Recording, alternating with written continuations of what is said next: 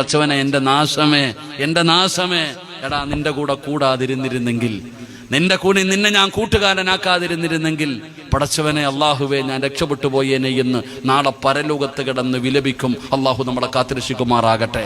നമുക്കൊരുപാട് ഫ്രണ്ട്സുകളുണ്ട്. നിന്നെ ആദ്യമായിട്ട് വീടി വലിക്കാൻ പഠിപ്പിച്ചതാരാ? നിന്റെ കൂട്ടുകാരനല്ലേ? ഒന്ന് ചിന്തിച്ച് നോക്കിക്കേ.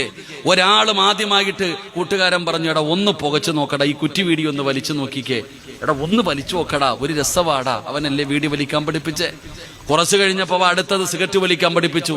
പിന്നെ പടച്ചവനിപ്പോ വലിച്ച് കഞ്ചാവ് വരെ വലിക്കുന്ന അവസ്ഥയെത്തി നമ്മൾ.